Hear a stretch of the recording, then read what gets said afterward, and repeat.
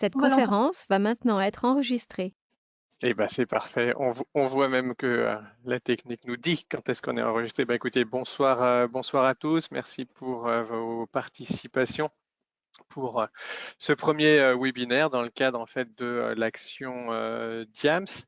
Merci aux intervenants, professeur Charpin, professeur Bousquet, puis monsieur Prima.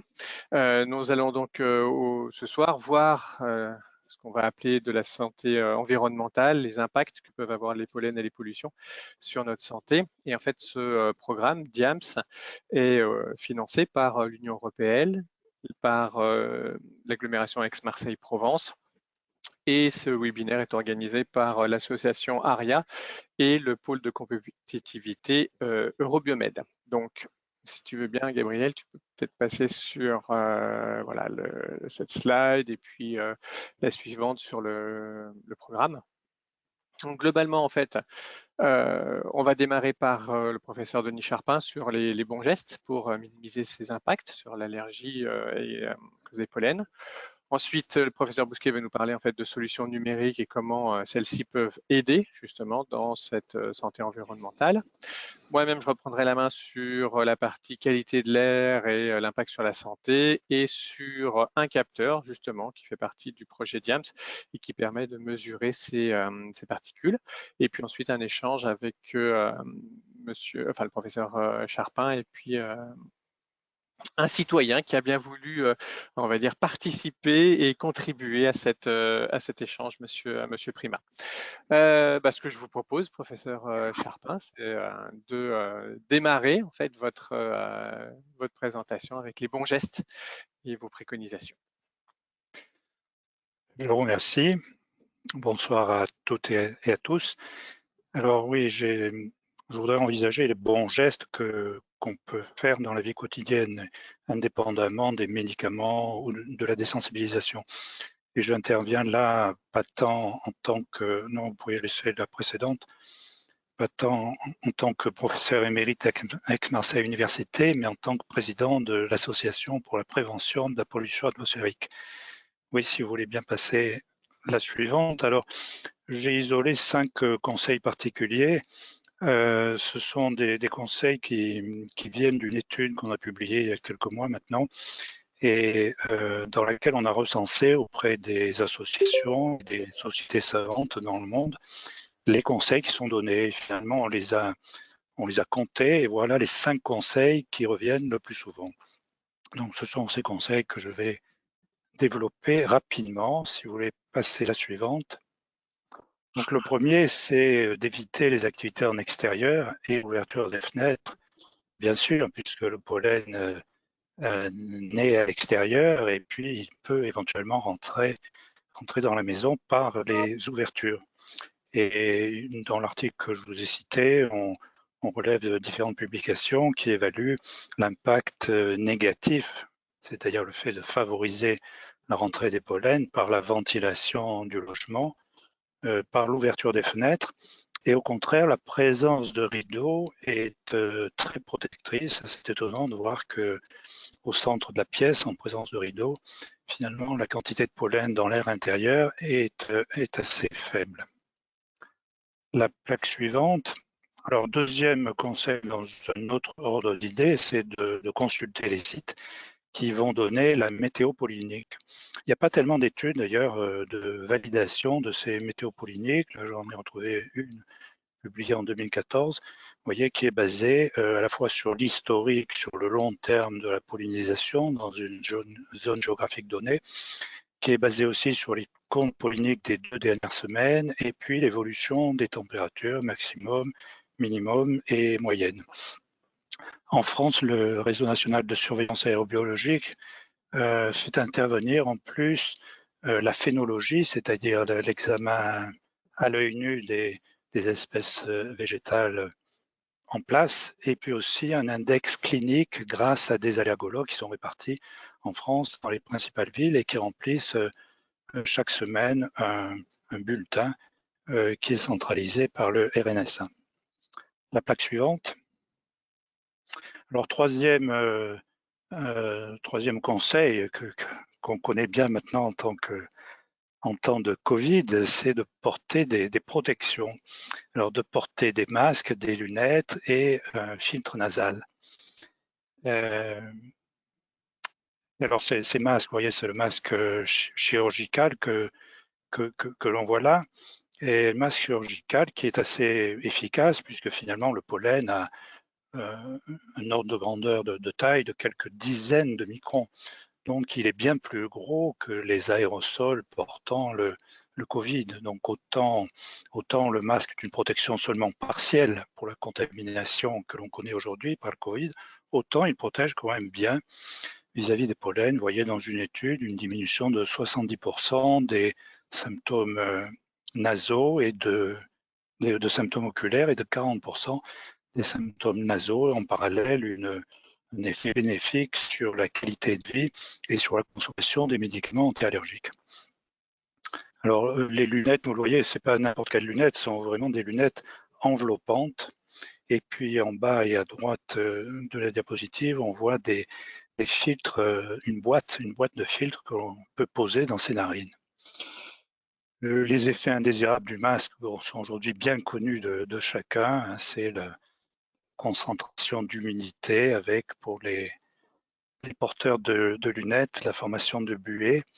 Et puis, dans une étude japonaise qui a été faite auprès d'étudiants et d'étudiantes, enfin chez les étudiantes en tout cas, des plaintes de détérioration de leur maquillage. La plaque suivante. Alors encore sur un autre ordre d'idée, éviter de faire sécher le linge en extérieur. Bon, alors qu'on dit par ailleurs qu'il faut éviter de faire sécher le linge en intérieur aussi, mais pour d'autres raisons. Et dans une étude que nous avons faite en collaboration avec Vincent Penel, on a fait des lavages de chevelure à des temps répétés avec bon là je parlais d'autre chose, éviter de faire sécher le linge en extérieur, effectivement, parce que le pollen se fixe et adhère au linge, et on sait bien qu'en matière de médecine légale, d'ailleurs, c'est un outil pour savoir où la victime a déambulé au cours des derniers jours et surtout de la dernière journée. Des études très précises ont montré que les pollens s'agrippent particulièrement aux matières textiles rugueuses comme le coton ou le jean par rapport à d'autres textiles plus lisses. Et alors c'est difficile de les en débarrasser puisqu'on a pu évaluer que même après secouage du linge et après rinçage du linge qui avait séché à l'extérieur, encore la moitié des pollens persistaient sur ces textiles. Mais quand même, un élément intéressant, c'est que très probablement les allergènes qui sont hydrosolubles ont dû disparaître des textiles après ce rinçage. Plaque suivante qui sera le dernier conseil, oui. Donc c'est se rincer les cheveux le soir, et c'est là qu'intervient cette étude à laquelle j'ai fait allusion, dans laquelle on a fait des lavages, une quarantaine de volontaires, et on s'aperçoit que la chevelure est un véritable piège à pollen, surtout chez les personnes qui ont des cheveux longs et frisés, puisqu'on a pu recueillir de 100 à 400 pollen par lavage. Et on voit sur la figure de droite un parallélisme très étroit entre les comptes polliniques au cours de la saison pollinique et puis le nombre de grains recueillis dans le lavage qui est effectué une fois par semaine. Et le risque, si on ne fait pas ce rinçage, c'est bien sûr de voir se déposer les pollens sur l'oreiller à proximité immédiate des voies respiratoires supérieures. Voilà la dernière diapositive pour conclure. Voilà. Pour conclure, un message quand même d'alerte, parce qu'il ne faut pas trop compliquer la vie aux gens, c'est que toutes ces mesures ne sont à prendre que durant la saison pollinique vis-à-vis du pollen que le sujet craint, non pas sur de longues périodes de temps. Et puis un autre constat en tant que président de la PPA, où surtout par ces périodes de Covid, on prône bien sûr la ventilation, l'aération très large des locaux. Et il faut bien dire, ces conseils vont en partie à l'encontre de ce message. Bien, il faut considérer que c'est un temps particulier, le temps de la pollinisation du pollen que craint le patient. Voilà, merci pour votre attention. Merci, professeur Chapin, pour ces explications et ces conseils très pratiques sur comment se préserver un peu pendant ces périodes polliniques.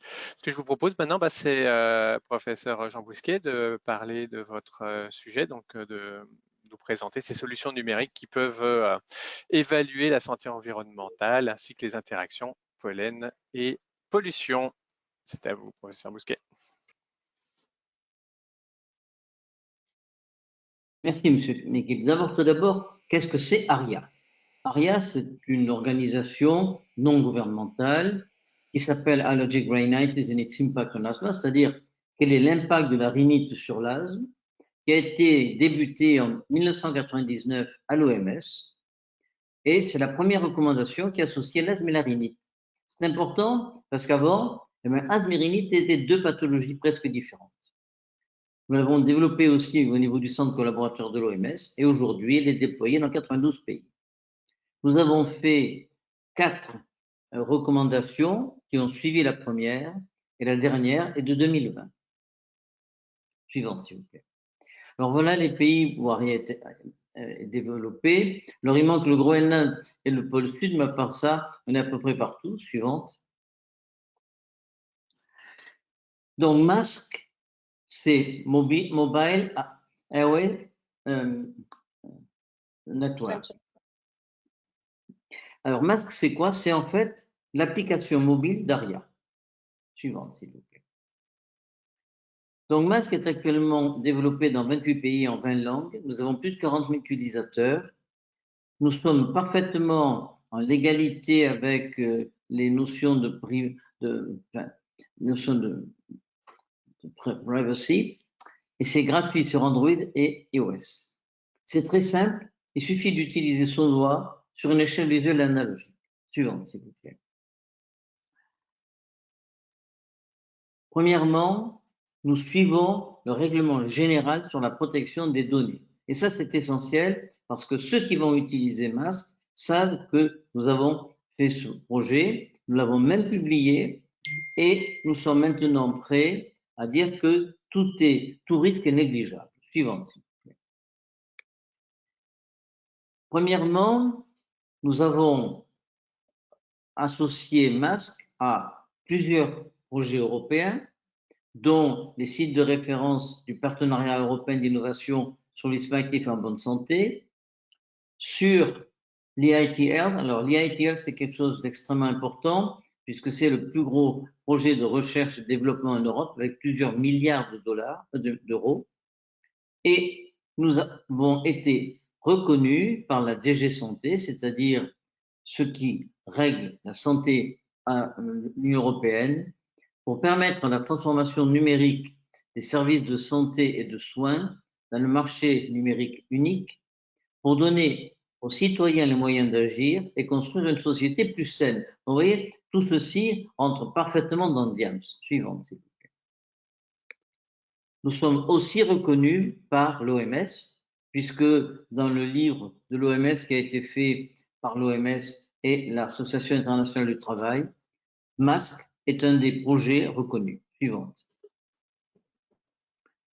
Qu'est-ce que nous avons apporté? Premièrement, nous avons trouvé une nouvelle classification des patients allergiques qui permet de proposer un traitement plus adapté en stratifiant les patients selon leur type d'allergie. Ça vous paraît peut-être un peu compliqué, mais ça vient direct avec vous. Suivante, s'il vous plaît. Deuxièmement, il y a une très faible adhérence au traitement. Les médecins le savaient, mais on l'a quantifié d'une manière précise et cela permet de comprendre pourquoi certains patients ne sont pas satisfaits de leur traitement. Et cela va faire modifier les prescriptions pour les adapter aux besoins des patients. C'est-à-dire que jusqu'à présent, les recommandations étaient faites pour les médecins. À partir de maintenant, les recommandations sont faites pour aider les médecins et surtout les patients à vivre ensemble. Suivante. Troisièmement, nous avons une nouvelle approche pour évaluer l'efficacité thérapeutique. Nous avons 3 études sur plus de 18 000 utilisateurs Nous avons montré que ce que nous proposions, nous médecins, ne correspondait pas nécessairement à ce que vous, patients, vous attendez. Et donc, il faut réunir les deux pour pouvoir avoir une meilleure interaction entre médecins et patients. Et nous pouvons le faire en particulier grâce à MASC. Suivante, s'il vous plaît. Nous avons développé la dernière recommandation, 1999 la première, 2020 la dernière, pour associer à la fois ce que pensent les médecins et les essais cliniques, mais aussi l'importance du patient. Et c'est ça ce qui est nouveau dans ARIA. Je crois que c'est nouveau d'ailleurs sur toutes les recommandations suivantes. Enfin, nous avons fait une interaction entre pollen et pollution. Bien, nous avons analysé 28 000 jours en 2016 et 2017. Ceci a été fait par AS Global, c'est-à-dire nos amis de Barcelone, en collaboration avec nos amis finlandais. Nous avons pu démontrer qu'il y avait une liaison entre la pollution atmosphérique et l'activité des pollens. Suivante. Donc, cette première étude réalisée en Europe du Nord a montré une relation pollen-ozone. L'étude MASCAT-PACA que nous allons débuter va rechercher sur les pollens méditerranéens et en particulier la région de Marseille, a confirmé la première étude et a recherché d'autres liaisons. Suivante, s'il vous plaît.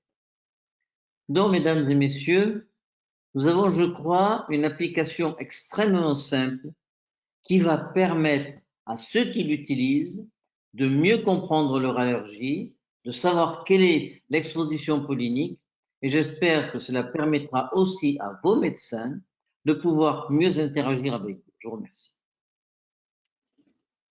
Merci professeur Bousquet pour cette explication et ces évolutions sur, en effet, les préconisations qui, ce que je comprends, sont d'abord étaient initialement pour les médecins et maintenant qui viennent vers les patients. C'est aussi justement l'objectif du projet DIAM, c'est vraiment de ramener les patients acteurs de leur santé. Et dans ce projet-là, justement, le numérique, les objets connectés rentrent aussi. Donc vous, on voit que vous aviez déjà pris de l'avance avec votre application Mascare depuis quelques années et qu'elle est largement aujourd'hui déployée.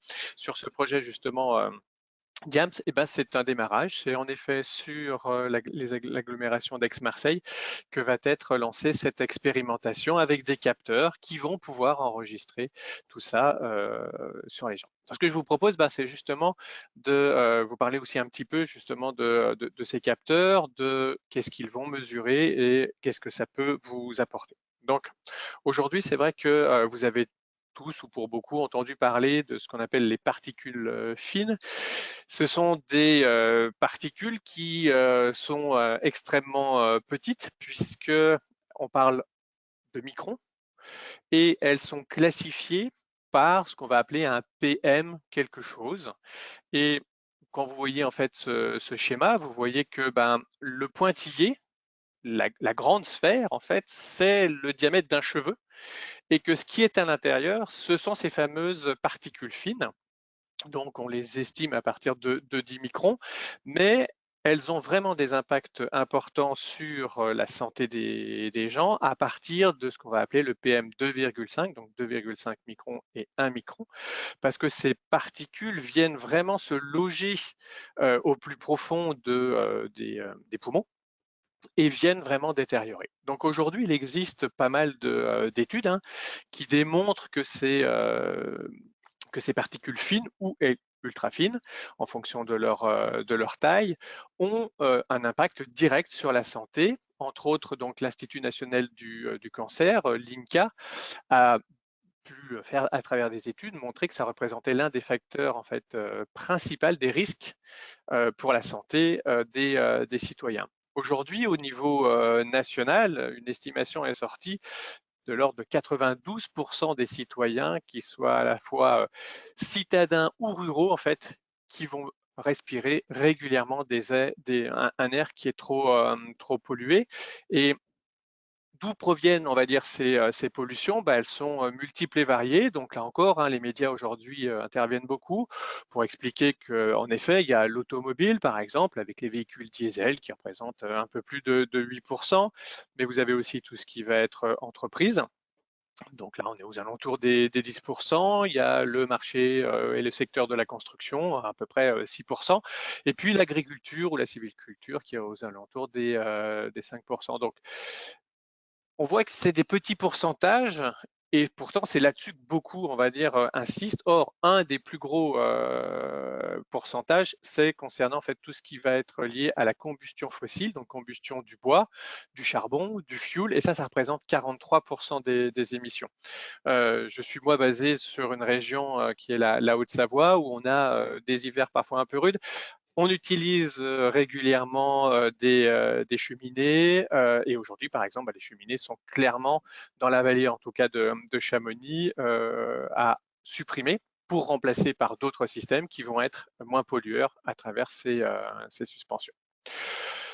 Ces fameux PM, que je vous disais, donc il y a 10, 2,51, 2,5 et 1 sont suffisamment petites vraiment pour s'infiltrer dans vos poumons jusqu'au plus profond, on va dire, des alvéoles.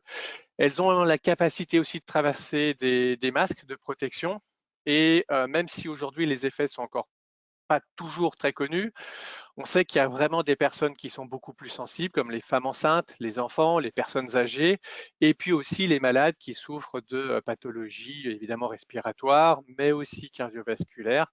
Et là, il faut faire attention donc et protéger encore plus ces personnes-là. Une estimation montre qu'il y aurait à peu près 8 mois et demi de perte de vie à cause de ces pollutions, et c'est en effet une des causes de mortalité, puisque au niveau de l'Europe, il y a beaucoup aujourd'hui de projets qui sont financés par l'Europe justement pour aller contre ce fléau, puisque l'estimation est entre environ 100 000 décès par an, on va dire, au niveau de l'Europe, qui seraient liés, on va dire, à ces pollutions. Et c'est là où justement le projet DIAMS prend tout son intérêt. Merci sur la slide suivante. Prend tout son intérêt parce que DIAMS, c'est quoi? DIAMS, c'est d'abord une application. Donc là, je vous montre quelques captures d'écran, mais c'est aussi et surtout un capteur. Je vais vous le montrer à travers la caméra. Donc, vous voyez, c'est un capteur qui est plutôt de petite dimension, qui va enregistrer en temps réel, en même temps que ma géolocalisation, les particules que je suis en train de respirer. Donc, si vous voyez un petit peu, j'ai des voyants qui sont ici. Bleu, c'est le Bluetooth parce qu'il est connecté à mon téléphone, il envoie les données en temps réel. Et le vert, c'est que pour l'instant, la qualité de l'air que je respire est plutôt bonne chez moi, donc je suis plutôt content. Si par contre, je m'amuse à générer des particules, je vais essayer de le faire d'une façon ou d'une autre. Alors, c'est en plus plutôt drôle parce que voilà, par exemple, voilà, je viens de bouger, je viens de frotter sur mon t-shirt, il y a des particules, les couleurs changent et ça va jusqu'au rouge cramoisi où là, il faut mieux se sauver de la zone dans laquelle vous êtes.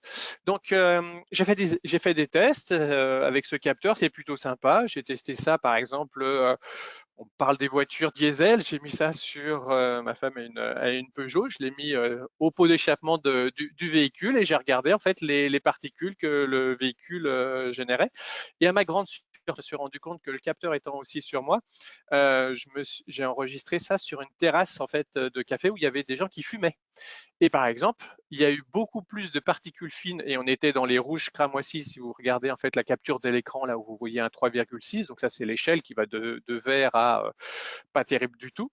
Et finalement, sur une terrasse aérée avec des fumeurs autour de moi, j'avais un score qui était bien moins bon, on va dire, que le capteur directement derrière le pot d'échappement de ma voiture. Donc, c'est des choses qui sont surprenantes, mais qui permettent peut-être aussi de relativiser certaines choses. Sur la deuxième capture d'écran, ce que vous voyez, c'est que comme le capteur en fait est relié à votre téléphone, vous vous promenez avec. Et là, par exemple, c'est mon dernier trajet. Donc là, vous voyez que moi, je suis localisé sur Annecy. Je me suis promené dans la ville et ça m'a permis d'avoir une cartographie entre des zones qui sont plutôt industrielles et d'autres qui sont pas très loin du lac. Diapositive suivante. Donc, c'est une application qui va être distribuée. L'application, elle est gratuite Les capteurs vont être distribués, je crois, à plus de 5000 personnes sur la région de Marseille. Il y a déjà des testeurs actuellement et vous voyez en fait qu'il y a une carte collaborative qui va vous permettre à vous, si vous êtes intéressé, de porter un capteur et de savoir comment est votre environnement. Mais même si vous ne portez pas de capteur, des gens qui auraient aussi téléchargé l'application vont pouvoir voir comment ces capteurs, on va dire, quelles données ils remontent en temps réel sur l'agglomération d'Aix-Marseille. Vous avez ensuite une visualisation, donc on parlait de ces fameux PM1, 2,5 et autres, et donc vous avez ensuite une historisation avec les expositions que vous pouvez voir. Là, typiquement, vous voyez le fameux pic violet que j'ai, c'était mon expérience sur la terrasse depuis qu'ils ont réouvert et autour de fumeurs. Donc on se dit, parfois le confinement peut aussi avoir du positif parce qu'au moins on n'est plus exposé à ce genre de choses. Slide suivante. Hop, donc en fait dans l'application, donc là vous voyez il y a une capture d'écran, donc à travers l'application vous allez pouvoir appairer votre capteur pour qu'il puisse transmettre. Vous allez avoir des conseils, d'aides. Vous allez aussi pouvoir commander votre capteur quand l'application sera disponible. Pour l'instant ce n'est pas le cas, elle n'est pas disponible au grand public. Ça va être lancé là courant du mois de juillet et on a justement sur la slide suivante je crois un lien et une adresse qui vous permettent en fait de déjà réserver, enfin dire de pré-réserver votre capteur. Donc ça, vous aurez un replay, donc vous pourrez récupérer de nouveau cette adresse. Vous pouvez vous pré-inscrire directement par Internet et puis quand l'action sera lancée, vous pourrez comme ça récupérer votre capteur. Donc aujourd'hui, c'est vrai que sur ce genre de choses qu'il faut retenir, c'est que ce sont principalement des applications qui sont simples, Android et Apple comme Masker. Il faut avoir une petite connaissance pour ce qu'on va dire appairer un capteur, c'est-à-dire qu'il y a un système Bluetooth qui doit se connecter avec votre téléphone, mais ça, on vous accompagnera pour cette partie-là. Et puis ensuite, vous allez contribuer justement à la recherche, à aider la science à mieux comprendre ces phénomènes, à mieux comprendre l'impact de cette pollution. Et puis de pouvoir aussi vous préserver parce que vous pouvez comme ça adapter vos habitudes, adapter votre mode de vie aussi aux expositions auxquelles vous allez être soumise. Comme l'a dit tout à l'heure le professeur Charpin, c'est vrai que parfois on va faire moins d'activités physiques, on va fermer les fenêtres ou au contraire on va les ouvrir. Donc tout ça doit vous aider dans votre quotidien. Voilà pour ma partie. Ce que je vous propose maintenant, c'est de partir sur des échanges donc entre le professeur Charpin et Monsieur Privat pour justement qu'il nous explique un petit peu cette implication du citoyen, comment est-ce que vous voyez les choses et puis comment faire pour qu'un citoyen devienne, on va dire, acteur de sa santé. Je vous laisse la parole.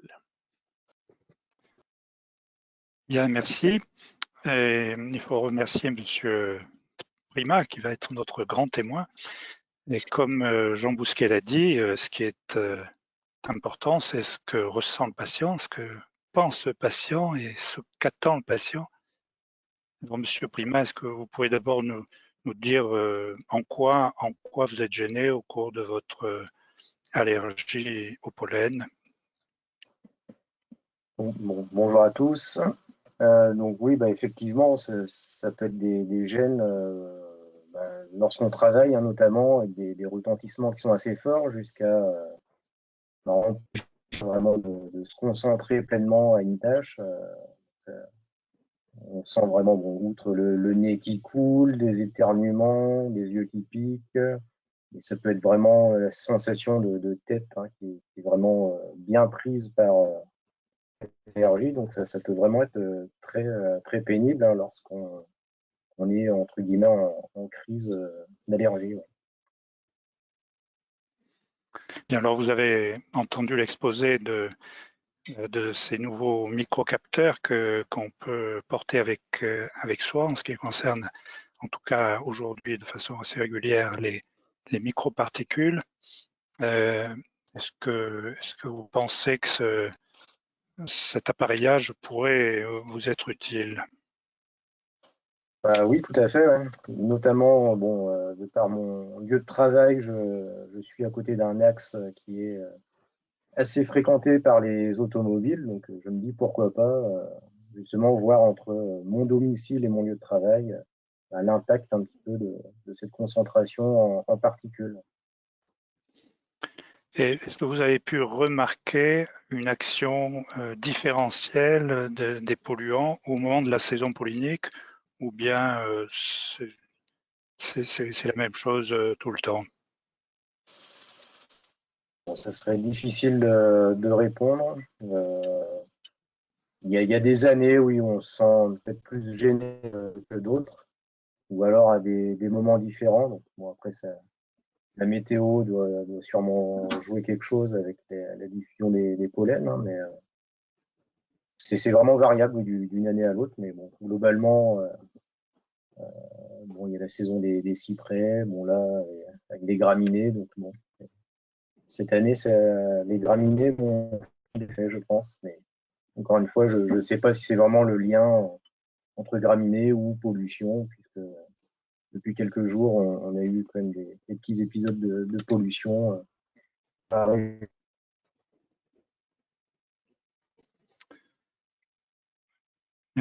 vous avez autour de la table des médecins. Qu'est-ce que vous attendez d'eux?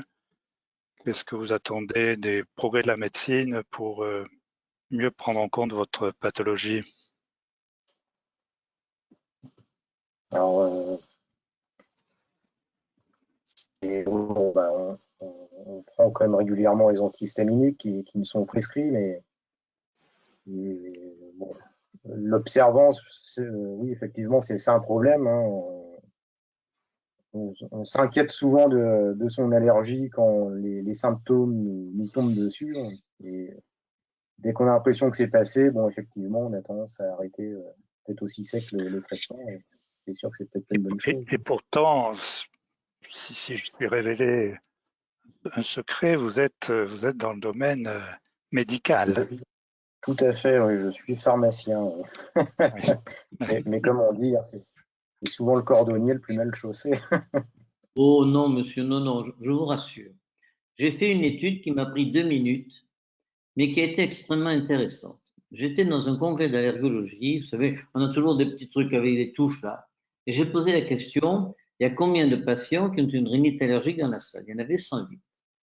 Et combien d'entre vous prennent le traitement que vous prescrivez? Est-ce que vous pouvez me donner un chiffre? 0. Donc, Ah oui. si vous voulez, et je vais vous donner un petit secret, j'ai rédigé les recommandations ARIA. Je ne suis pas capable de les suivre. C'est la raison pour laquelle j'ai pensé qu'il fallait aller vers le patient. Parce que les recommandations sont faites par des médecins, en général les meilleurs, n'est-ce pas? Mais ils sont dans leur tour d'ivoire. Et je crois qu'aujourd'hui, il faut passer, comme vous le faites, comme je le fais, passer d'un traitement au long cours que vous ne prenez pas, vous êtes d'accord avec moi, à un traitement à la demande avec une aide.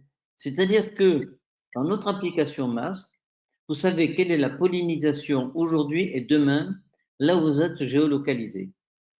Et là, ça peut vous dire, avant de partir de chez vous, vous êtes pas mal, mais tiens, il faut que je me traite. Donc c'est ça, à mon avis, le futur de la médecine. C'est une aide pour le patient, pour que le patient se prenne en charge lui-même. Mais c'est très séduisant hein, comme vision des choses, effectivement. Mais c'est ça la vraie vie. C'est ce que vous venez de me dire. C'est ce que je vous dis. Dès qu'on n'a plus de symptômes, on arrête. Tout à fait, oui. Mais si on avait un système qui vous disait aujourd'hui il y a des symptômes, avant de sortir de chez soi où on est protégé, puisque notre ami Denis nous a montré comment faire. Alors j'espère que vous avez beaucoup de rideaux chez vous. Vraiment. Non, mais je plaisante un petit peu. Bon. Mais si vous voulez, chez soi, on est quand même protégé. Et c'est quand on sort dans la rue qu'on prend les pollens dans le nez ou dans les yeux que ça ne va pas. Donc, il faut une aide pour le patient, pour que le patient puisse s'automédiquer avec beaucoup de médicaments qui sont prescrits en pharmacie, puisque quand même, dans notre application, 50% des patients utilisent des médicaments vendus en pharmacie, parce que le pharmacien, c'est le premier relais pour le patient allergique. Je suis pharmacien aussi. D'accord. Très bien.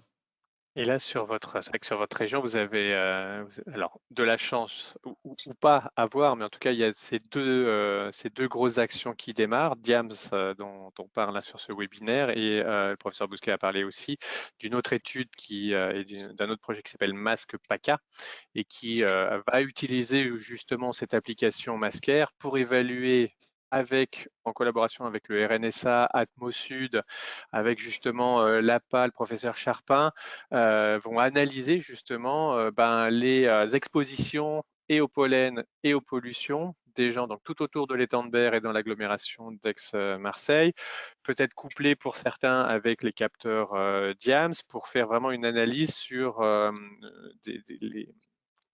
s'appelle des pollens spécifiques méditerranéens.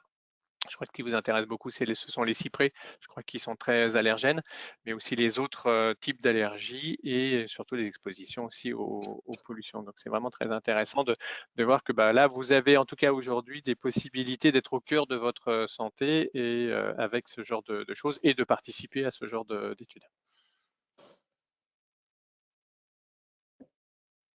Et même éventuellement de faire participer les patients qui viennent chez vous. Vous voyez, parce que vous pouvez leur indiquer ceci aussi, parce que ça peut être un moyen pour le pharmacien d'aide. Parce qu'il y a un autre problème. Vous donnez un médicament en vente libre. Le patient revient quelques jours après, mais vous ne savez pas ce qui s'est passé. Avec notre application, vous pouvez le savoir. Et ça peut vous aider, d'une part, à dire, bon, on continue le traitement, ou alors ça ne va pas, et vous passez la main au médecin. Parce que ça aussi, c'est important. La place du pharmacien dans la stratégie thérapeutique. Oui, tout à fait. Il faut vraiment avoir ces échanges entre professionnels de santé afin de mieux accompagner les patients. Alors, je ne suis pas en officine, hein, donc bon, peut-être pas un grand impact voilà, chez le patient, mais l'idée, effectivement, est bonne.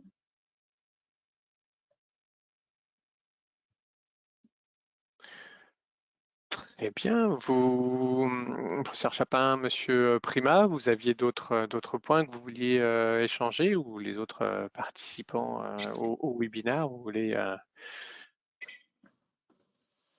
poser des questions? Sinon, on passe à la suite puisqu'on a un chat en fait sur lequel il y a déjà eu quelques questions qui ont été posées et sur lequel on va pouvoir aussi répondre. Mais autrement, si vous n'avez pas terminé, je vous laisse terminer. Donc, pour ma part, j'ai pas d'autres remarques. Merci beaucoup. Écoutez, pas de souci. Merci à vous pour votre témoignage, parce que c'est vrai que vous vous exposez aussi en indiquant un de vos symptômes sur le webinaire. Donc, en tout cas, merci beaucoup pour ce retour. Donc, oui, les premières questions qui sont apparues sur le chat, si vous en avez, il faut évidemment les poser, hein. Vous avez les bons interlocuteurs autour. Donc, une des premières questions qui est tombée, c'est, je vous l'ai dit tel que, hein, est-ce que les symptômes sont plus forts avec le pollen ou avec la pollution? Donc ça s'adresse principalement à vous, messieurs les médecins. Mon cher Denis. Moi, je dirais ce ne sont pas les mêmes symptômes et surtout dans l'année, ils n'ont pas du tout la même chronologie. Les symptômes en rapport avec le pollen sont des symptômes aigus, parce que la pollinisation varie d'un jour à l'autre aussi. Elle varie de la journée à la nuit, où il y a beaucoup moins de pollen, alors que la pollution est un phénomène beaucoup plus étal. Bon, bien sûr, il y a des pics de pollution, mais il y a surtout la pollution chronique qui est là tous les jours. Et puis après, il y a beaucoup de symptômes bronchiques dans la pollution. Il y en a moins dans les pollens éventuellement. D'accord. Écoutez, très bien, merci. Autre question qui est un peu drôle, mais bon. Peut-on être allergique à la pollution? Non. Non, non, les polluants agissent par un mécanisme irritatif ou un mécanisme toxique, mais pas par des allergènes. Non. Il y a les deux phénomènes ont vraiment des mécanismes complètement différents. Mais je mais crois qui s'additionnent. je crois qu'être allergique à la pollution, c'est à peu près pareil qu'être allergique à sa belle-mère. D'accord, c'est plus psychologique que physiologique. Très bien, merci pour ce retour. Alors, une question cette fois-ci sur le capteur. Le capteur est-il gratuit? Donc oui, les capteurs seront mis à disposition gratuitement à travers le projet. Donc vous aurez simplement à vous identifier et vous recevrez votre capteur gratuitement. Je n'ai pas de smartphone, puis-je utiliser le capteur? Bah là non, malheureusement en fait, c'est vrai que ces capteurs fonctionnent forcément connectés à un téléphone, donc soit Android, soit iPhone, mais vous ne pouvez pas l'utiliser ça. Vous avez parlé de 2 applications, pouvez-vous redonner leur nom? Donc oui, donc il y en a une, donc c'est l'application donc Masker, donc de l'association ARIA. Vous pouvez la trouver sur Apple Store et puis Google Play. Et puis l'autre application, elle n'est pas encore disponible, c'est celle de Diams. Donc elle s'appelle Air Diams, mais elle n'est pas encore disponible. Là encore, si vous vous préinscrivez, vous pourrez recevoir de l'information par rapport à ça. Un commentaire, merci pour ce webinaire, je vais aller m'inscrire. Bon, merci. Comment savoir si je suis allergique au pollen et à quel pollen? Denis.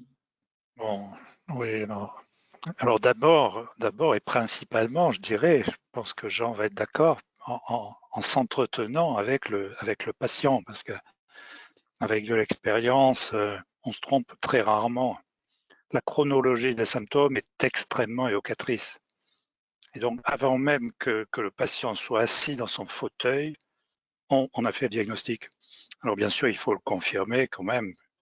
Pour faire plus sérieux, il faut le confirmer par des tests qu'on va faire, des petites pointes qu'on va placer sur la peau au travers des différents allergènes. Et puis parfois par une prise de sang qui permettent de mesurer les anticorps dirigés contre les différents allergènes. Mais enfin, encore une fois, ce qui est vraiment prépondérant, c'est l'entretien avec le patient, parce que le test peut donner des réponses positives vis-à-vis d'allergènes que le patient ne craint pas du tout. Je suis tout à fait d'accord. Le patient en premier. Le patient, s'il pouvait arriver avec un calendrier presque en disant voilà, je suis allergique de telle période à telle période, je crois qu'on n'a même pas besoin de test. Du moins, initialement. Parce qu'il faut voir aussi que beaucoup de patients vont chez le pharmacien et que beaucoup de patients vont chez le généraliste. Et que peu de patients vont chez le spécialiste parce qu'il n'y en a pas assez. Donc, dans un premier temps, c'est le diagnostic fait par le généraliste, un traitement simple, et à ce moment-là, si ça ne va pas, ben, on va chez le spécialiste. Mais c'est en fonction de la chronologie des symptômes, comme l'a dit le professeur Charpin. Très bien, merci. Une autre question. Est-ce que le masque Covid est efficace contre la pollution et les pollens? Denis. Alors, ça fait l'objet d'une étude de l'Agence nationale de sécurité environnementale à laquelle j'ai participé. D'ailleurs, on a produit un rapport au mois de juillet 2018 qui n'a pas conseillé le port du masque, bon, en sachant que c'est essentiellement le masque, ce type de masque. Et encore, là, il s'agissait de masque FFP2. Le masque chirurgical a été d'emblée écarté. Donc, les masques Alors, FFP2 ne sont pas recommandés par l'ANSES, notamment chez les sportifs qui courent ou qui font du vélo. Alors c'est un peu paradoxal parce que expérimentalement, ces masques sont très efficaces. Ils arrêtent, selon le modèle, 90 à 99% des particules inférieures à 2,5 microns.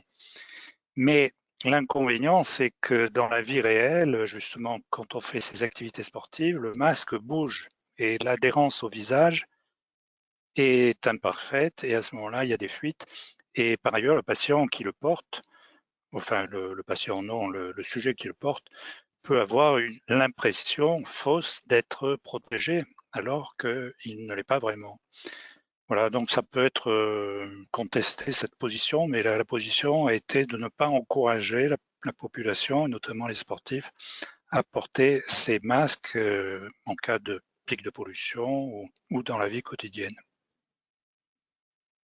D'accord, merci. Encore une question. Si je suis allergique, est-ce que je peux en guérir? C'est une Et question pour Jean Bousquet, ça. oui. Alors, oui et non. Il est vrai qu'il y a un certain nombre de personnes qui s'améliorent, en particulier dans l'asthme. Mais il est vrai aussi que c'est souvent transitoire.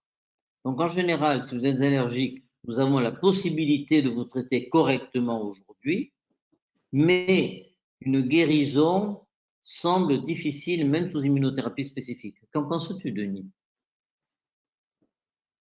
Oui, tout à fait. Mais les patients et même certains médecins pensent que la désensibilisation entraîne une guérison totale et définitive, mais c'est pas le cas, hein. Bon, d'abord, l'amélioration n'est jamais à 100%, et puis on voit souvent le patient revenir après une série de désensibilisations quelques années plus tard, et la gêne est réapparue.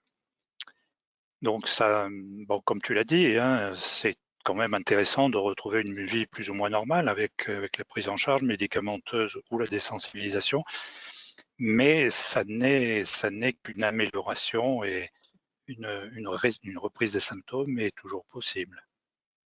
En fait, si vous voulez, le traitement, et en particulier la désensibilisation, permet aux patients de mieux passer la saison pollinique et d'avoir une saison pollinique avec une qualité de vie acceptable.